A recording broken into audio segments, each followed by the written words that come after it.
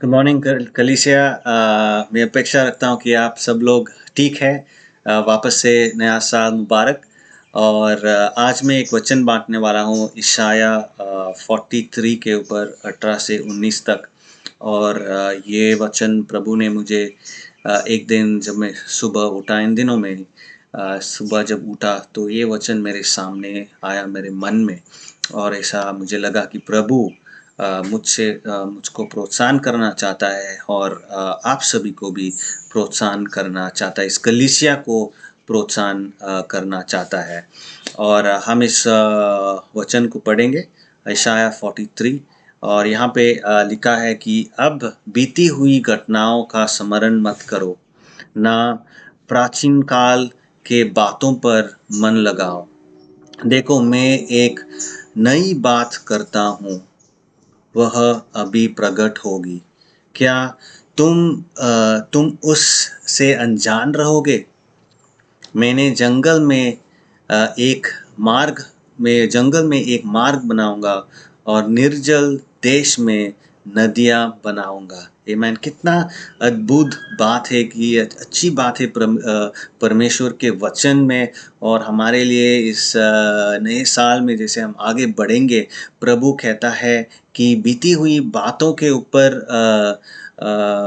वक्त मत बिताओ, लेकिन देखो मैं कुछ नया करने वाला हूँ आपके ज़िंदगी में। मैं जंगल में से एक मार्ग बनाऊंगा और निर्जल देश में मैं नया दिन बनाऊंगा। आमीन। हम प्रार्थना करेंगे आगे बढ़ने से पहले। धन्यवाद प्रभु इस वचन के लिए। प्रभु मांगते हैं कि प्रभु आपके पवित्र आत्मा के द्वारा प्रभु मैं इस वचन को मैं बांट सकूं। प्रभु इस समय प्रभु आप पवित्र आत्मा में मांगता हूं कि आप मेरी मदद करें प्रभु, ताकि इस वचन के द्वारा प्रभु आपके लोगों को प्रभु प्रोत्साहन मिले, प्रभु दिशा मिले, प्रभु आशीष पाए। प्रभु मांगते हैं यीशु मसीह के नाम से, आमीन। तो हम देखते हैं कि ये ईसाया का जो लेखक ये स्क्रिप्चर्स जो है वो एक्चुअली इज़राइल के लोगों के लिए वो लिखा गया था। और इज़राइल जो देश था वो एकदम एक गंभीर परिस्थिति से जा रहा था। और वो एक्चुअली एक कब्जे में थे इज़राइली देश, और सब कुछ वो खो बैठे थे उस समय पे। और उनको लगा कि उनके साथ कुछ अच्छा नहीं होगा। और उनके जो वाचा का भूमि था, उनको लगा कि वो आशीष प्रभु ने उनसे बात किया वो कभी वो नहीं पाएंगे। तो प्रभु हमसे एक बात करना चाहता कि वो एक नया चीज़ प्रभु करना चाहता है हमारे बीच में। आमीन। और जो नयापन जो है, नयापन को स्वीकार करने के लिए मैं 3 चीज़ें आज मैं शेयर करूँगा। एक इस नयापन को एम्ब्रेस कैसा करते हैं, नयापन को हम रिसीव कैसे करते हैं, इसके बारे में 3 चीज़ें मैं बताऊंगा। पहला चीज़ है कि जो हमारा लक्ष्य है, जो हमारा फोकस है, वो हमें बदलना है। वो बहुत ही महत्वपूर्ण है कि हमारा जो लक्ष्य है, वो फोकस है, वो हमें बदलना है। हमें बीती हुई बातों के ऊपर हमें बार बार ध्यान नहीं देना है। जो बीती हुई चीज़ें हैं वो पुराने हैं, उनको हमें छोड़ना है, प्रभु का वचन कहता है। और प्रभु कहता है कि देखो मैं एक नया चीज़ आपके लिए तैयार कर रहा हूँ। क्या आप नहीं इस चीज़ को आप नहीं देख सकते? आमीन। और अगर हमें आगे बढ़ना है, प्रभु में आगे बढ़ना है, प्रभु के कार्य में आगे बढ़ना है, उनकी योजना जो है हमारे ज़िंदगी के लिए, अगर उसके लिए अगर हमें आगे बढ़ना है, तो हम जो पिछली हुई विजेता जो हमें मिली ही प्रभु की ओर से, उसके ऊपर हम निर्भर नहीं रह सकते हैं। आमीन। जो इज़राइल के बच्चे तो है जो थे, उन्होंने बहुत सारे विजेता देखी थी। आमीन। जब प्रभु ने उनको मिस्री देश से छुड़ाया था, जब उनको केनान का जो भूमि थी वहाँ पे उनको प्रवेश किया गया था, वो प्रभु ने उनको दिया था। जब वो उनके विरोधियों से जो वो लड़ाई हो रहे थे, प्रभु ने उनको भी वहाँ पे उस दौरान में भी प्रभु ने उनको विजेयता दिलाई थी। जब उस देश में दरार आया था, तभी भी प्रभु ने उनको बचाया था। लेकिन अब ये लोग इज़राइली जो लोग हैं वो एक कैप्टिविटी में है, एक बंदीगृह के जगह पे कब्ज़ा किया हुआ है उनको। और जो पिछले सालों में उनको विजेयता मिली थी, अब इस दौरान जब वो कब्ज़े में है, वो पिछली जो उनको विजेयता मिली थी उसका कुछ मायने नहीं था। उनके करंट जो सिचुएशन, अभी जो परिस्थिति थी वो उसके लिए कुछ मायने नहीं रखता था। उनको एक नयापन चाहिए था प्रभु की ओर से। उनको नया मिरेकल चाहिए था, उनको एक नया विजेयता उनको चाहिए था इस दौरान जब वो कब्जे में थे। प्रभु क्या कहता है आज आपसे और मेरे से? क्या प्रभु आपकी जिंदगी में कर रहा है आज इस समय? क्या प्रभु चाहता है कि आपकी जिंदगी के द्वारा करें इस साल 2021 में? अगर हमें आगे बढ़ना है तो पुरानी बातों के ऊपर हमें ज़्यादा वक्त नहीं बिताना है। पुराने जो है जो चीज़ें हम चाहते थे हम करें, लेकिन जो कामयाबी हमें हासिल नहीं हुई है उसके ऊपर हमें ज़्यादा समय नहीं बिताना है। प्रभु का वचन ये कहता है पिछले जो गलत काम हमने किए हैं या पाप किए हैं, जो मिस्टेक किए हैं, उसके ऊपर हमें ज़्यादा ध्यान नहीं देना है, लेकिन हमें आगे बढ़ना है, प्रभु की ओर देखना है और जानना है कि प्रभु कौन से दिशा में हम सबको लेके जा रहा है। आमीन। और इज़राइली के जो लोग थे वो बहुत बुरी तरीके से हार चुके थे और प्रभु के बिल्कुल विरोध थे। वो जब भी प्रभु ने उनको आशीष दिया, उन्होंने सिर्फ पाप करके वो रिटर्न उनको किया। प्रभु ने उनको मंदिर बनाया, लेकिन वो मूर्ति पूजा करने लगे। प्रभु ने उनको सच्चाई बताई, लेकिन वो झूठ की मार्ग में चलने लगे, रहने लगे। प्रभु ने उनको नियम दिया, लेकिन उन्होंने नियम एक सलाह की ओर सलाह की तरह से उन्होंने ले लिया कि ये नियम नहीं है, लेकिन ये सलाह है, मतलब एडवाइस है। लेकिन उन्होंने नियम को एकदम गंभीरता से नहीं लिया है। प्रभु ने उनको बहुत सारा पैसे दिए, लेकिन वो गरीबों को बहुत गलत काम करने लगे, देखभाल नहीं करने लगे। प्रभु ने खुद को दिया लोगों के ऊपर, लेकिन इन लोगों ने प्रभु को ठुकराया।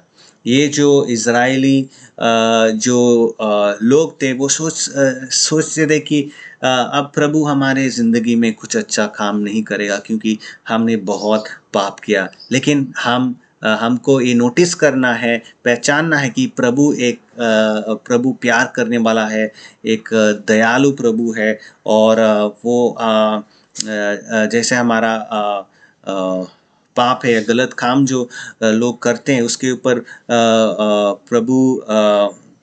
प्रभु दया भी करता है। इसलिए उन्होंने कहा कि पिछली बातें जो है वो छोड़ो, देखो मैं एक नया चीज़ करने वाला हूँ आपके ज़िंदगी में। आमीन।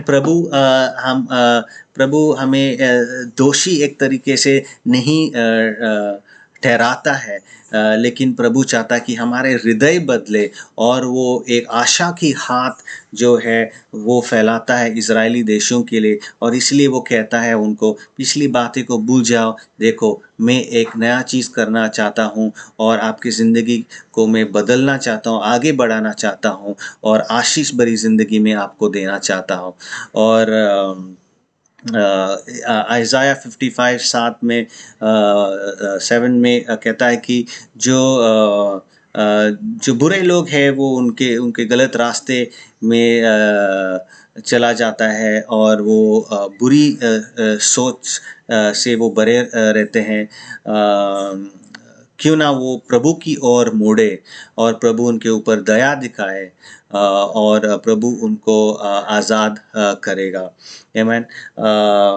अगर हमें अपने आत्मिक ज़िंदगी में आगे बढ़ना है, तो हमें पुराने आग के ऊपर हम निर्भर नहीं रह सकते हैं। आमीन। तो इज़राइली जो देश थे, उन्होंने बहुत आत्मिक आशीष उन्होंने देखा है। पूरे इतिहास में उन्होंने वो देखा है। जब वो लाल समुंदर पार किया, जब वो केनन के देश में वो हासिल उनको हुआ, और जब उन्होंने मंदिर बनाया, बहुत सारे अच्छे अच्छी चीज़ें उन्होंने देखे थे। लेकिन आज इस समय में जब ईसाया ये लिख रहा है, वो एक्चुअली बंदगरी में है, और इस बंदगरी में से बाहर आने के लिए उनको पश्चाताप की ज़रूरत है, उनको एक नया दिशा की ज़रूरत है, उनको एक नया प्रोत्साहन की ज़रूरत है, एक नया दृष्टि की ज़रूरत है, और ताकि प्रभु उनको आगे लेके जा सकते हैं। उनको एक नया विश्वास की ज़रूरत है, जो प्रभु की ओर से आता है, प्रभु के वचन के ऊपर से आ जाता है। और दाऊद जो है वो भजन संगीता 85:6 में लिखता है कि क्या परमेश्वर आप हमें वापस से ज़िंदगी आप मुझे नहीं दोगे, ताकि आपके लोग आनंद मना सके। आप क्यों ना हमारे ऊपर दया दिखाए, हमें उद्धार दिलाए, और मैं आपकी बात सुनूंगा। वो कहता है, ये दाऊद का पुकार है प्रभु की ओर से।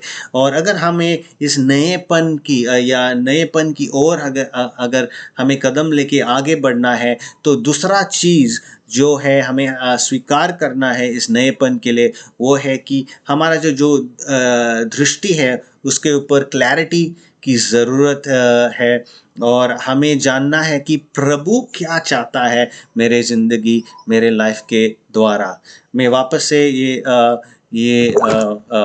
वचन में वापस से पढ़ूंगा, जो मैंने पहले पढ़ा था, आइज़ाया 43 से। अब बीती हुई घटनाओं की स्मरण मत करो, ना प्राचीन काल की बातों पर मन लगाओ। देखो, मैं एक नई बात करता हूँ, वह अभी प्रकट होगी। क्या तुम उससे अनजान रहोगे? मैंने जंगल में से मार्ग बनाऊंगा, और निर्जल देश में न्यायाधीन नदियाँ बनाऊंगा। ये प्रभु की बात है, योजना है हमारे लिए।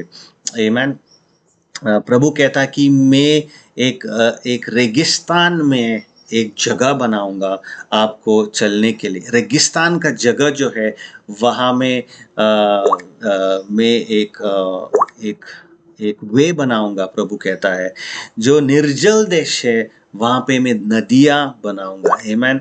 इतना अच्छी बात है, प्रोत्साहन की बात है। प्रभु कहता है कि जो निर्जल देश है, वहाँ पे मैं नदियाँ बनाऊंगा। आमीन। जो रेगिस्तान का जगह है, वहाँ पे एक मार्ग बनाऊंगा आपके लिए। मैं नहीं जानता हूँ कि आपके लाइफ में आज इस समय रेगिस्तान का जगह क्या है, निर्जल देश की जगह के समान क्या है, मैं नहीं जानता। लेकिन ये जानता हूँ कि प्रभु कहता है कि अगर आपकी ज़िंदगी में रेगिस्तान की तरह से इस सीज़न अगर आपको लगता है, तो प्रभु कहता है मैं एक मार्ग बनाऊंगा। अगर एक निर्जल भूमि लग रहा है, तो प्रभु कहता है कि इसमें मैं नदियाँ बनाऊंगा। आमीन। क्या आप विश्वास से आप देख सकते हो प्रभु क्या कह रहा है? आमीन। इसलिए वो कहता है कि देखो, मैं कुछ नया चीज़ मैं बना रहा हूँ। क्या आप उसको देख नहीं सकते? प्रभु कहता है। ये सवाल मैं करना चाहता हूँ कि जब आप आपके खुद के जीवन को देखते हैं, तो क्या दिखता है आपको? क्या दिख रहा है आपके जीवन में? आपके जीवन में क्या दिख रहा है? क्या आपको दिख रहा है कि सिर्फ कठिनाइयाँ हैं, या आपको दिख रहा है कि हाँ, प्रभु कुछ करेगा, कुछ कर सकता है, कुछ ज़रूर कुछ करेगा। आमीन। ये एक चॉइस है कि आप कौन से दृष्टि से आपके जीवन को आप अभी समय देख रहे हो। अगर आप हर बार कठिनाइयाँ है, तो तो सिर्फ कठिनाइयाँ, कठिनाइयाँ, कठिनाइयाँ आपके आजू-बाजू में रहेगी। लेकिन अगर कठिनाइयों के बावजूद अगर आप देख सकते हो कि हाँ, प्रभु इस रेगिस्तान के मौसम में भी एक मार्ग निकालेगा। इस निर्जल भूमि में भी एक नदी बहाएगा, तो हम आगे बढ़ सकते हैं। आमेन। तो हमें तो अगर हमें जानना है कि प्रभु क्या चाहता है हमारे लाइफ में, तो पहली चीज़ जो है हमें देखना है कि हमारा लाइफ को हम प्रभु की नज़र से हमें देखना है। आमेन। तो जो इज़राइली के बच्चे थे उनको लगा कि हमें जो अब मिल रहा है वो हमारे पाप के वजह से है। इसके लिए हमें जो है हमें मिल रहा है। और आपको भी शायद से वो आप सोच सकते हैं कि जो मैंने पाप पहले किया था इसके वजह से मैं आज इस परिस्थिति से मैं गुज़र रहा हूँ। लेकिन परमेश्वर के शब्द में कहता है, रोमियो 8:1 में कहता है कि प्रभु यीशु मसीह में कुछ खुद को दोषी नहीं ठहराना है। प्रभु यीशु मसीह हमें दोषी नहीं ठहराता है। लेकिन यीशु मसीह जो है कि यीशु मसीह का आत्मा जो है वो हमें जीवन देता है, वो हमें आज़ादी देता है पाप और मृत्यु से। आमीन। प्रभु यीशु हमें दोषी नहीं ठहराता है, उसके लहू के द्वारा हमें उन्होंने साफ किया है पाप से, गलतियों से, सब से। हाँ, उन्होंने हमें माफ़ किया। कलोसियों 1:21 में कहता है कि एक समय वैसा था जब हम परमेश्वर की ओर बहुत विरुद्ध थे। हमारे मन में बहुत ही गलत चीज़ें चल रहे थे, लेकिन प्रभु यीशु के लहू के द्वारा, उनके मृत्यु और जीवन के द्वारा जो है वो हमें पिता से एक किया गया है। और आज पिता हमें उस आंखों से देखता है कि प्रभु का लहू जो है हमारे ऊपर ढका हुआ है। वो हमारे पाप नहीं देख सकते, लेकिन वो देख सकते हैं कि हमको धार्मिक बनाया गया है यीशु के लहू के द्वारा। और अगर हम जानना चाहते हैं कि प्रभु क्या चाहता है हमारे ज़िंदगी में, तो हमें उन चीज़ों को देखना है जैसे प्रभु देखता है। प्रभु देखता है कि भले हमारे ज़िंदगी में कमज़ोरियाँ हैं, लेकिन हमारे द्वारा वो बड़े-बड़े कार्य कर सकता है, बड़े-बड़े वो काम कर सकता है। वो बहुत बड़ी चीज़ें को प्रभु देखता है कि आप कर सकते हैं करके। प्रभु आपके लाइफ में जो भी रेगिस्तान के जगह है, जो निर्जल भूमि है, वो प्रभु पूरी तरीके से ट्रांसफॉर्म कर सकता है, बदल सकता है और आपके ज़िंदगी को एक नया दिशा, नया मार्ग दे सकता है। आमीन। ये प्रभु की योजना है हमारे लिए। और एक सबसे बड़ी बात जो है, जो तीसरा पॉइंट मैं आप बताने वाला हूँ, अगर हमें ये नया चीज़ जो प्रभु करना चाहता है वो अगर हमें स्वीकार करना है, तो ये तीसरा पॉइंट जो है वो बहुत ही महत्वपूर्ण है। वो है कि हमारा ज़िंदगी जो है प्रभु के योजना के अनुसार हमें समर्पण करना है। हमारे ज़िंदगी को प्रभु की ओर हमें समर्पण करना है, प्रभु की योजना के अनुसार हमें चलना है। वो बहुत ही इम्पोर्टेंट है। और हम देखते हैं कि प्रभु ने इज़राइली लोगों के बीच में कुछ कार्य करने लगे, और प्रभु चाहता था कि वो बंदगी से एक नए आशीष भरी ज़िंदगी उनको दिलाए। लेकिन फिर भी ये वहाँ पे अगर जाना या नहीं जाना का जो निर्णय था वो उन लोगों के पास था। वो लोग डिसाइड कर सकते थे कि उनको कहाँ जाना है। प्रभु तो चाहता था कि बंदगी से उनको निकाले और एक आशीष भरी भूमि में लेके जाए, लेकिन वो डिसीजन, क्या मैं प्रभु के साथ जाना चाहता हूँ या नहीं जाना चाहता हूँ, वो उनके ऊपर था। और आज मैं कहना चाहता हूँ, प्रभु चाहता है कि आपको एक अच्छी साल 2021 एक अच्छे स्थान पे लेके जाए, लेकिन अगर आपको जाना है नहीं जाना है ये आपके ऊपर है। आमीन। प्रभु कहता है कि मैं एक नया चीज़ बना रहा हूँ, अब वो उठ के आ रहा है, क्या आप उसको नहीं देख सकते हो? मैं एक रेगिस्तान की जगह पे एक जगह बना रहा हूँ और जो निर्जल भूमि है वहाँ पे मैं नदियाँ बहाऊँगा। ये प्रभु कहता है, क्या आप उसकी ओर जाना चाहता है या नहीं जाना चाहता है? दाऊद कहता है साम 95 7-8 में कि प्रभु हमारा परमेश्वर है और हम उनके लोग हैं और वो हमारा वो हमारा चरवाहा है।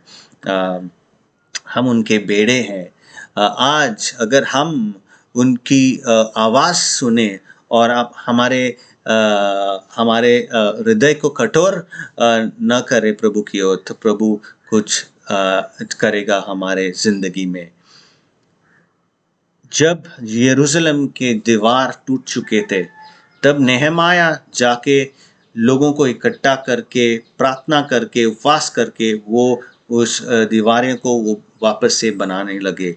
लेकिन एज़रा जो था, एज़रा एक याजक था, एक प्रीस्ट था और ये एज़रा जो है वो परमेश्वर का वचन पढ़ रहा था इज़राइली लोगों के लिए। और जब वो वचन पढ़ रहा था तो लोगों के हृदय बदलने लगे और वो लोग वापस पश्चाताप करके वापस आने लगे प्रभु की ओर, वापस आने लगे। उसी तरीके से इसका तीसरी पॉइंट का मतलब क्या कि हम हमारा जीवन प्रभु की ओर समर्पण करें। हमारा जो योजना है वो प्रभु की योजना के अनुसार चले। उसका मतलब क्या है? उसका मतलब ये है कि परमेश्वर का जो शब्द है वो हमें ताकत देता है। परमेश्वर का जो शब्द है वो हमें विश्वास देता है। परमेश्वर का जो शब्द है वचन जो है हमें एक कारण देता है कि हम 2021 में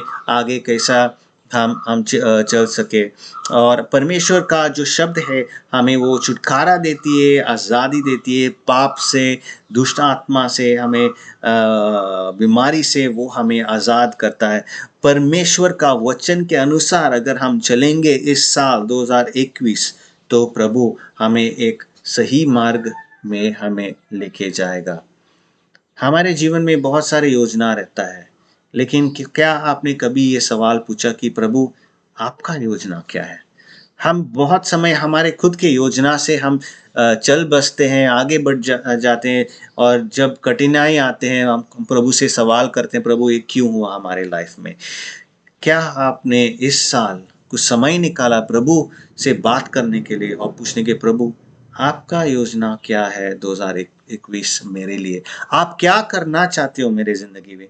आप क्या चाहते हो कि मैं करूँ आपके राज्य के लिए इस 2021 में? क्या आपने ये सवाल किया है? अगर नहीं किया है तो अभी भी समय है, प्रभु के साथ समय बिताओ। प्रभु ने कहा कि मैं नया चीज़ करने वाला हूँ, मैं नया चीज़ करूँगा। लेकिन एक निर्णय आपको करना है कि आपको प्रभु के वचन के अनुसार इस साल में आपको चलना है या नहीं चलना है। इज़राइली देश जो है, इज़राइली लोगों के पास वो एक निर्णय था। प्रभु चाहता था कि वो उनको एक आशीष भरी भूमि में लेके जाए, लेकिन एक निर्णय उनको करना था कि क्या मैं प्रभु के नियम के अनुसार उसका आज्ञा पालन में करूँगा, उसके अनुसार मैं चलूँगा या मैं खुद का जो मैं चाहता हूँ मैं करूँगा। ये चुनाव आपके हाथ में भी है आज इस समय, इस सुबह। क्या आप प्रभु की ओर, प्रभु के वचन के द्वारा आप चलना चाहोगे या आपके खुद के मर्जी से आप जीना चाहोगे? जब प्रभु कहता है कि आपकी ज़िंदगी मेरे हाथ में रखो, उसका मतलब ये है कि प्रभु कुछ नया करना चाहता है, अच्छा करना चाहता है हम सब के लिए। आमीन। इसलिए प्रभु ने कहा कि बीती हुई बातें को मतलब दफना के रखो, उनको मतलब डिग करके वापस में मत उठाओ, उसको रखो, वहां पे ही रखो। देखो मैं नया चीज करना चाहता हूँ। मैं कभी-कभी शैतान जो है पिछले बीती हुई बातों को हमें याद दिलाता है। जो निराशापन था, जिसने आपको चोट पहुंचाया, गलत बात किया, वो चाहता है कि वो वापस और वापस वो वही चीज टेप रिकॉर्डर के जैसे दोहराए वापस। तो क्या होता है कि जब हम उनकी बात सुनते हैं, शैतान की बात सुनते हैं, तो हमको लगता है कि नहीं अब मुझे कुछ नहीं करना है, प्रभु का राज्य को मैं नहीं बढ़ाऊंगा, मैं जैसा हूँ मैं इधर ही रहूंगा, मैं मर जाऊंगा। क्योंकि वो शैतान का योजना है कि आपको दबाव में रखने के लिए, बंदगरी में रखने के लिए वो उसका चाल है आपके लाइफ में। लेकिन प्रभु कहता है कि बीती हुई बातें को छोड़ो, जिसने आपको चोट पहुँचाया उसको माफ़ करो, छोड़ो वो अभी, उस बात बात को वापस बार-बार दोहराओ मत। जो दर्द था वो छोड़ो अभी। मैं देखो मैं आप नया चीज़ बना नयापन लाना चाहता हूँ आपके लाइफ में। 2021 में नयापन लाना चाहता हूँ। जो बीती हुई बातें हैं वो आप छोड़ो, मैं कुछ नया कर रहा हूँ आपके लाइफ में। आमीन। प्रभु का योजना बहुत बड़ा है आपके लाइफ में। क्या आप प्रभु को आज इस समय कहोगे कि प्रभु, नहीं मेरा इच्छा नहीं, लेकिन आपका इच्छा हो मेरे लाइफ में? क्या आप ये कहोगे? क्या आपके पास वो करेज है करने के लिए प्रार्थना कि प्रभु मेरा इच्छा ना हो, लेकिन आपका इच्छा मेरे लाइफ में हो? ये मेरी प्रार्थना है। आमीन। प्रभु चाहता है कि आपको इस्तेमाल करे इस राज्य, इस कलीसिया को बढ़ाने के लिए, सुसमाचार सुनाने के लिए, जहाँ पे भी प्रभु ने आपको रखा है। अगर आप हाउसवाइफ है, अगर आप काम करते हैं, अगर स्कूल में है, कॉलेज में है, जहाँ पे भी है, प्रभु क्या कहना चाहता है आपसे कि आपके द्वारा वो इस्तेमाल करना चाहता है। आमीन। मैं प्रार्थना से ये मैसेज में आप समाप्त करूँगा कि धन्यवाद प्रभु इस वचन के लिए। प्रभु आपने कहा है कि प्रभु आइज़ाया 43 में आप एक नया चीज़ बनाना चाहोगे। प्रभु जैसे हम इस वचन को देखे प्रभु हम मांगते हैं कि प्रभु हमारा जो लक्ष्य है प्रभु, वो लक्ष्य चेंज करो प्रभु। हमारा दृष्टि को आप साफ करें प्रभु, ताकि हम पूरी तरीके से विश्वास की आँखों से हम देख सके प्रभु कि आप नया चीज़ बनाना चाहते हैं। मदद कर प्रभु, ताकि हम जो पुराने चीज़ों बीती हुई बातें हैं वो प्रभु हम हम प्रभु साइड में रख सकें, और जो नया चीज़ आप करना चाहते हैं या नया योजना जो है हमारे लाइफ में जो आप प्रकट करना चाहते हैं वो प्रभु उसकी ओर हम चले जाएं प्रभु। प्रभु हमारी मदद कर प्रभु। हम मांगते हैं कि इस साल प्रभु आप हमारी मदद कर प्रभु, हम इस्तेमाल कर प्रभु, ताकि हम आपके राज्य को आगे बढ़ाएं प्रभु। नया चीज़ जो आप करना चाहते हैं वो ज़रूर प्रभु आप करें हमारी ज़िंदगी में। पुराने चीज़ें को प्रभु आप निकालें, हमें मदद करें प्रभु लोगों को माफ़ करने के लिए प्रभु, और हम आगे बढ़ें इस नएपन के लिए पन में प्रभु, यीशु मसीह के नाम से। आमीन। God bless you.